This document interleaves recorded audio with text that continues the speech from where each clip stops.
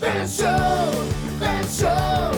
He's a monster on a mission to talk to lots of folks. The Van Show. Hey everybody, it's the Van Show! Welcome! Hey! Well, we're so happy because today we have a very special guest. A very, very Spicer guest, as some would say. We have Eleanor Spicer Rice. Say hello! Hi everybody. Hi Van. Hey!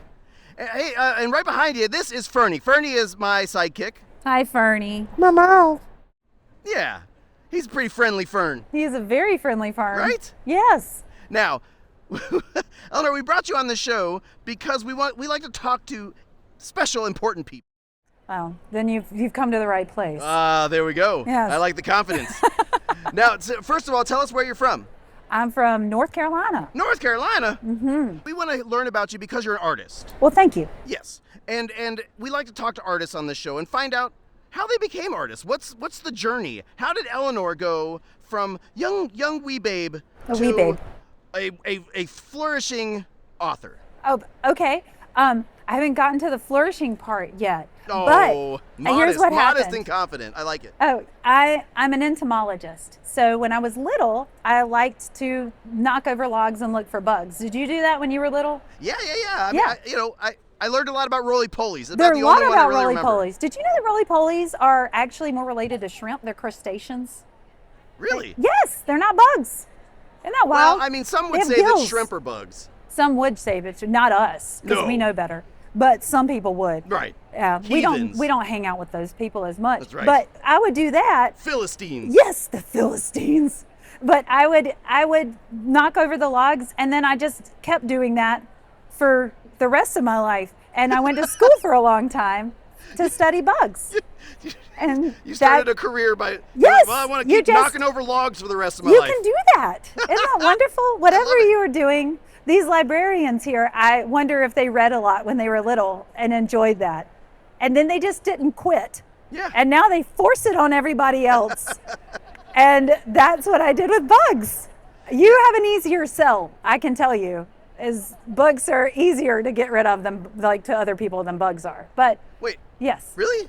I think it's easier. I mean, I think more people are interested in books. I don't- Usually when well, I okay. show people the things that I find under logs, they say, that's gross, or no thank you.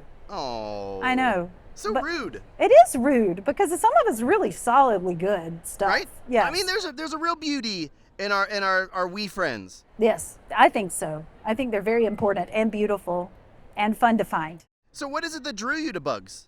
I think that I liked all animals. I don't know what kind of animal you are. I can't tell. I think you're about 12 different animals, but I That's would have fair. liked you very much when I was little. But then I found out that bugs are the most abundant animals that we can see and the most diverse animals that we can see. So I figured out that if I studied bugs, I would be getting more for my money when I went to the university Ah. because I learn about more things. You were like, well, that's It works. that's quantity, baby. It is, it's quantity. And so that's what I did. I love it. Yeah. So cool. And so and now you specialized in ants, is I that right? did. I was an ant specialist. You know what that's called? An entomologist? No, boo. No, it's a myrmecologist. Really? Every specialty within entomology has its own name. Myrmecologist? Myrmecologist.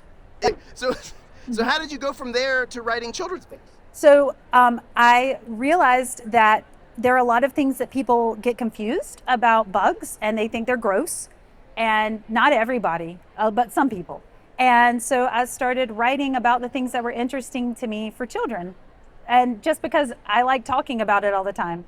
So now I can just put it in a book and nobody has to listen to me following them around telling them random facts that could be, they can find out on their own. Like chasing people around with an insect in your hand. Wait, Yeah, let me tell you more. everything is a Trojan horse that's filled with insect facts. I love that. It's like, it's a nice weather today. And then they say yes. And I said, do you know it can live in this weather? And then I just tell them about the bugs. But I don't have to do that anymore because I can write it into books. That's right. And then the people that are interested can pick it up and they can learn The about other it. people can continue avoiding me. That's right. But they can do it at their own time.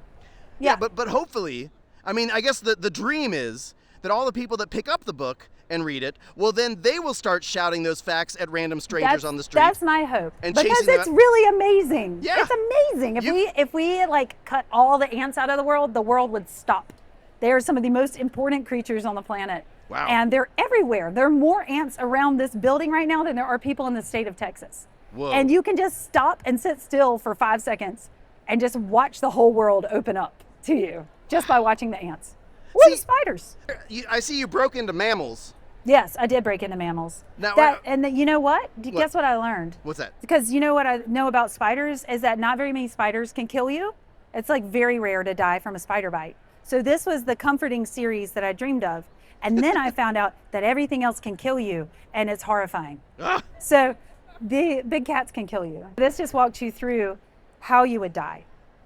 And also it tells you why they're really important. And these are children's books. Yeah, they're short, see? And they're graphic novels, but I didn't have to draw them. I just put it down, and then I felt sorry for the poor guy who we sent him off to, who had to draw how you died. You know, But they're not gory. I guess They just tell you the truth. you're never too young for an existential crisis. No, you're not. And this'll provide you with one. Spectacular. Yes, Now you do some other writing too, some more like journalistic writing. I do. I found that you've got a place naturally North Carolina. Yeah, North Carolina naturally. That's right. Sorry, I got it backwards. Yes. It all works out to be the same thing. Thank you. Yeah. Now tell us a little bit about this because it's an interesting type of magazine. Oh, it's great. It's for a magazine called Our State, and we get to make videos of the things that I like to talk to people about that they don't want to hear about, but if you put it in a video, then they have to. So it's just about the wonderful pieces of the natural world that you can see if you walk out of your house right now. And can I tell you If you live in North Carolina. Well, a lot of these you can do here. Oh, really? Yeah, do you want to know about one here, about the ants? Oh. Can I tell you about ants? Thank you. Please. So here's the thing about ants. Ants are really important seed planters. So if you take ants out of your forest, then the herbs and the wildflowers just vanish.